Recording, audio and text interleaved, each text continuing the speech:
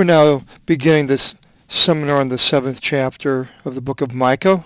Wait upon the Lord. The first part of the book of Micah, of the 7th chapter, is a time of distress, and it goes all the way through until the 13th chapter, where it turns into a type of hope.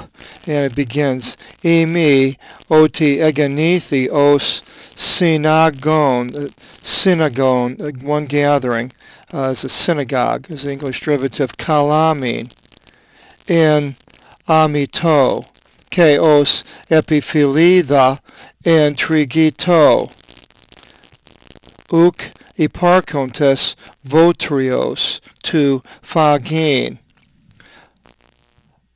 Emi, alas, for I became as one gathering stubble in a harvest. In is preposition the same as in English, and as one gathering grape gleaning. So he's as one that's in straits, having problems. Things aren't going right. And because of there not being a gathering, and he was just gathering stubble to eat, a cluster of grapes to eat. Protogona, the first ripe grapes.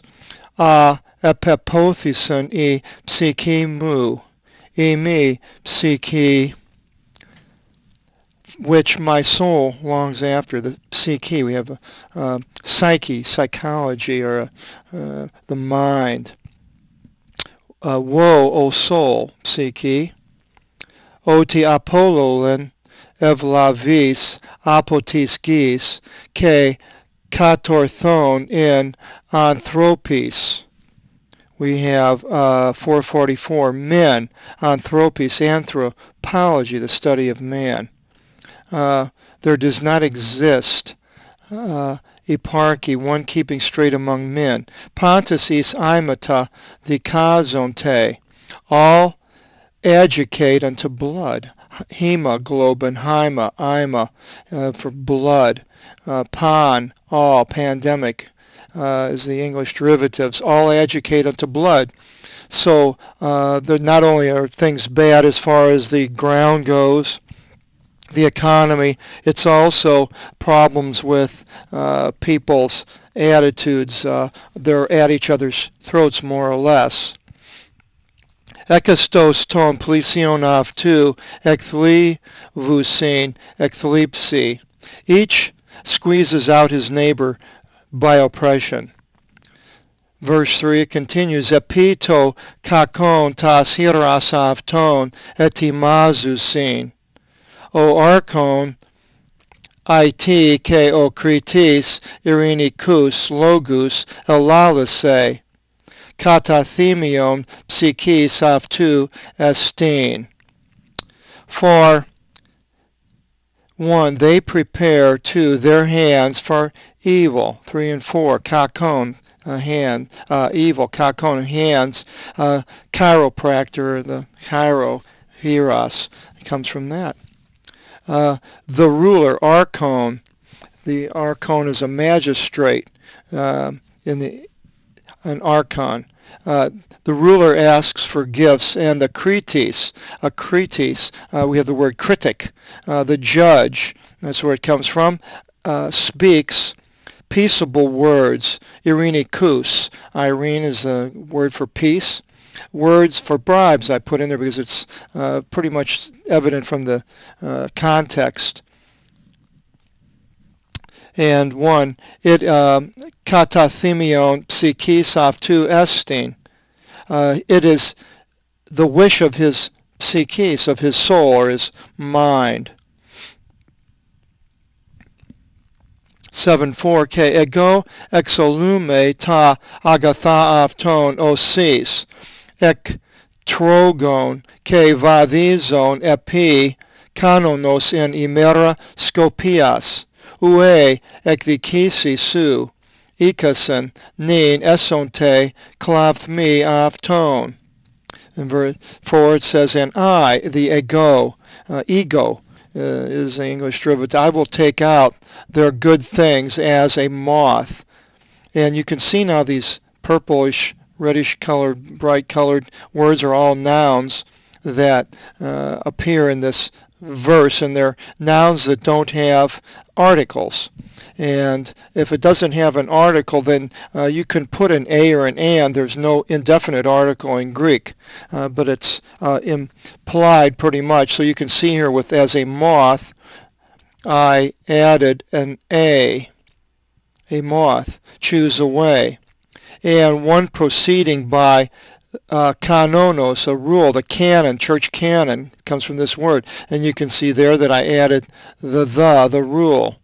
In ephemeral, as being the derivative, a day, or the day, of the watch, scopias, scope, something to do with watching. And all of these thes I added. It could be you could put by a rule in a day of a watch. Maybe I will put that in the second edition.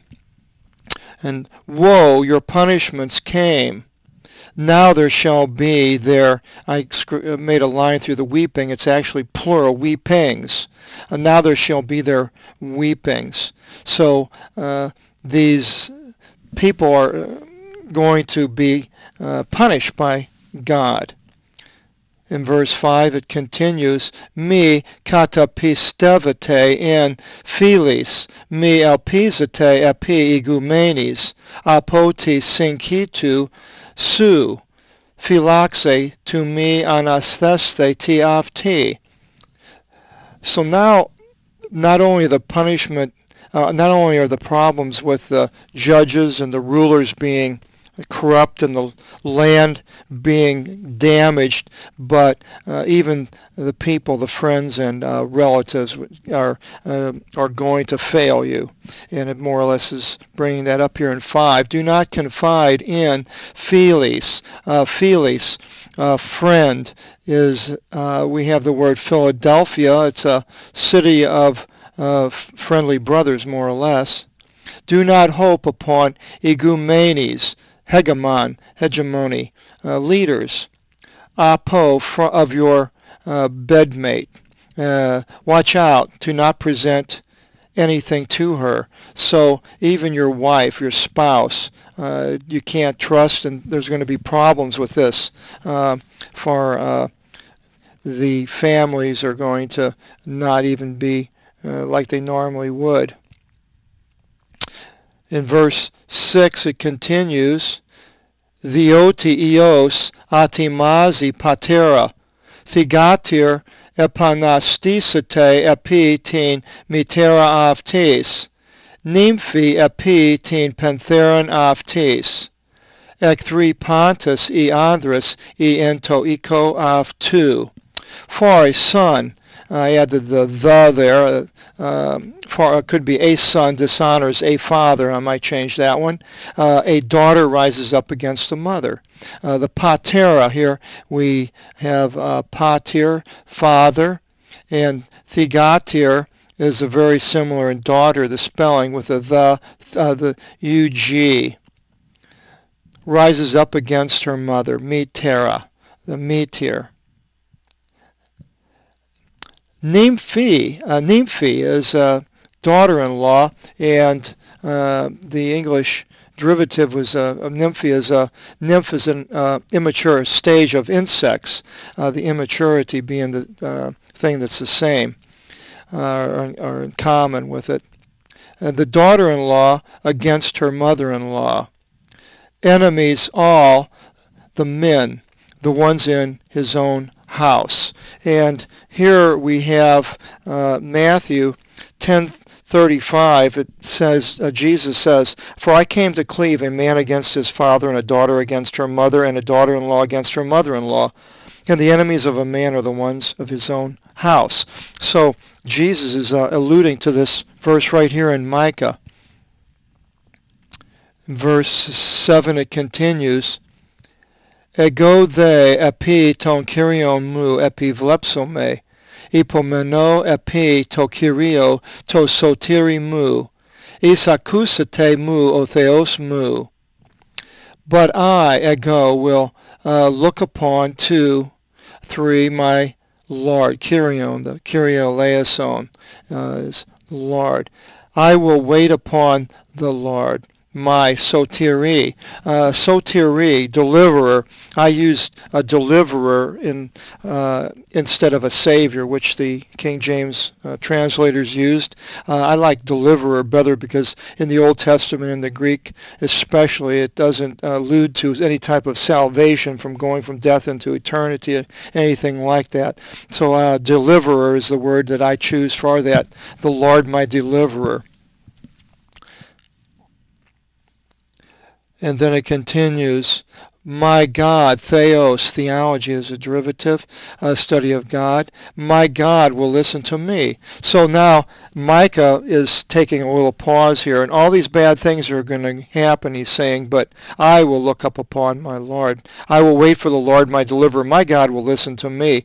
All these things may be happening to all these people and the land and conditions, but I'm looking at God. And then he continues in verse 8, Mi epihare mi I ekthramu oti peptoka ke anastisonte, the oti ean kathiso entoskoti, kyrios thoti mi. Rejoice not against me, O my enemy, for I have fallen, and I will rise up. For if I shall sit in the darkness, the Lord will give light to me. Scoti, we have a scotoma, is diminished vision. A scotoscope is a scope to view in the dark.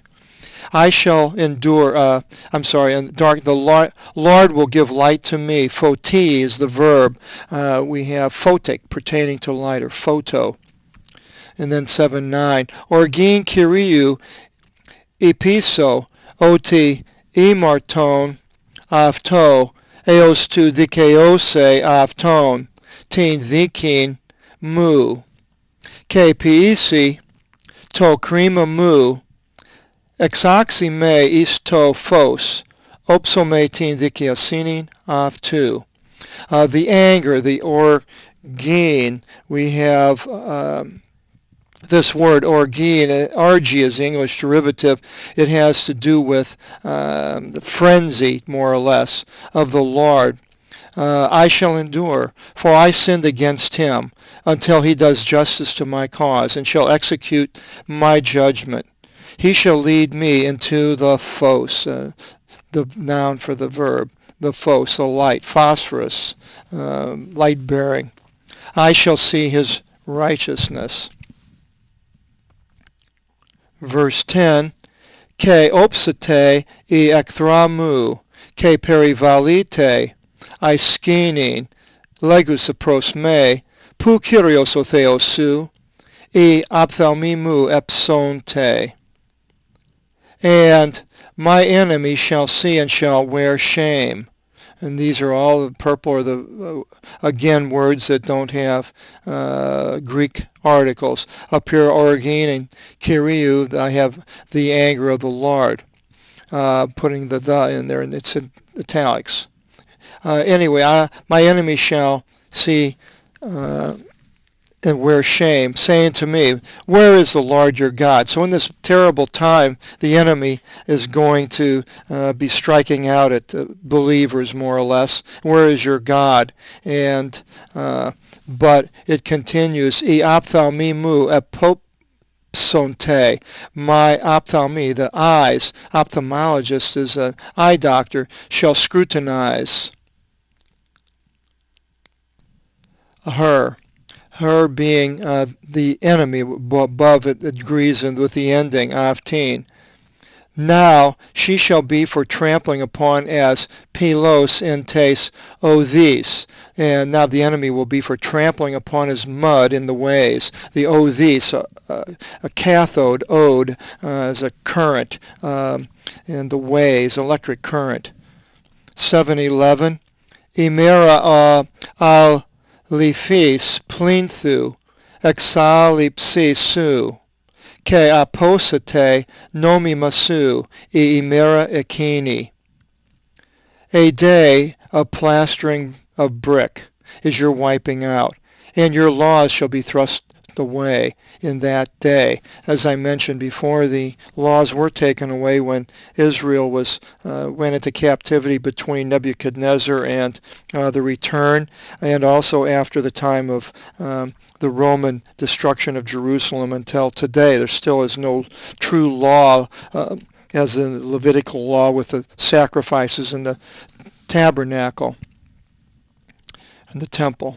7:12 Ke polis su ixusin is omalismon, ke is diamerismon Assyrion, ke polis su okire is diamerismon apotiru eos tu potamu, ke apo thalasis eos thalasis, ke apo orus eos orus. Your cities, polis, a metropolis, big city, shall come unto leveling. This is just a regular city, shall come unto leveling, the cities, and into partition of Assyrians, and your fortified cities for partition from Tyre unto the river, probably the Euphrates, and from sea unto sea, or could be the Jordan, sea unto sea, and from mountain unto mountain. So the cities are now going to be leveled. The land is going into desolation, more or less. In verse 13 it continues, Ke este igi is aphanismon, sintis katikusin aftin, apokarpon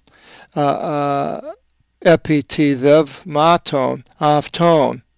And one, the land too will be for extinction with the ones dwelling in it, or dwelling it, because of the fruits of their practices. The carpon, fruit, carpo, is a word for that's used,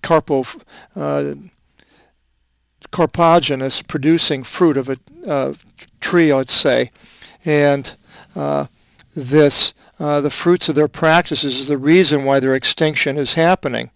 Then verse 14, Pimene leon su in rabtho su, provata kleronomia su, kataskinuntas kathiaftus in drimo, in meso tu carmilu, nemisonte tin vasanitin, ketin galaditin, kathos e imere to Ionos.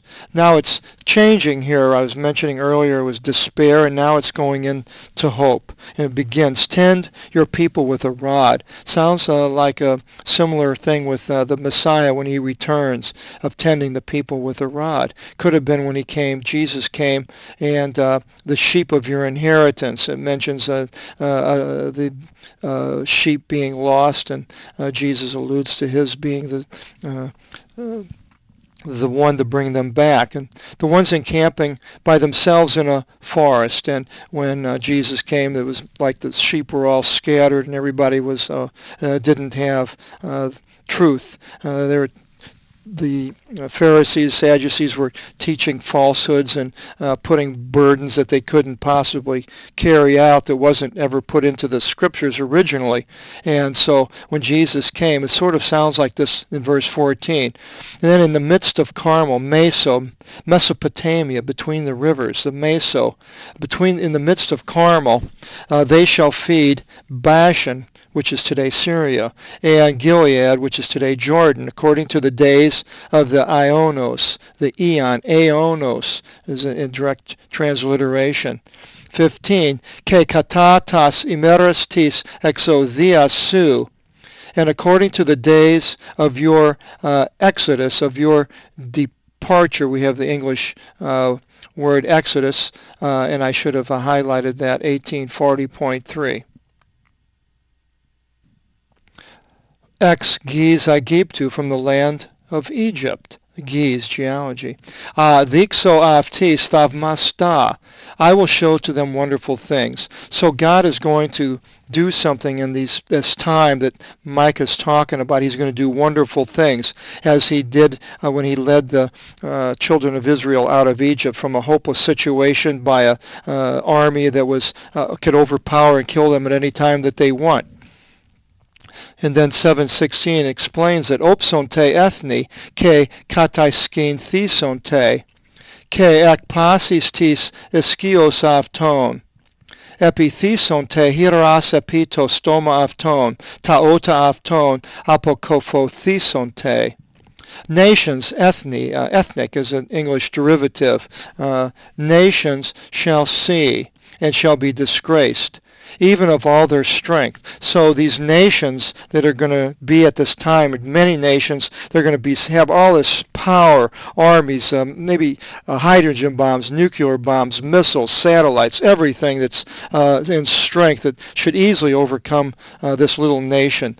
But it says, they shall place hands, hieros, over their mouth, stomas, stomach is a derivative for the food to go down into through the mouth. And their ears shall be deafened. They're not going to want to hear it. They're not going to know what to say. They're going to be flabbergasted. Verse 17, Lixus si hun os ophis sirontes gin, synchithesonte and synchlismo afton epi to kyrio theoimon extisonte ke phovithesonte apo su. They shall lick dust as serpents, dragging on the earth, or I scratch that out, I might change that to dragging earth or dragging ground, dirt. They shall be confounded in their confinement.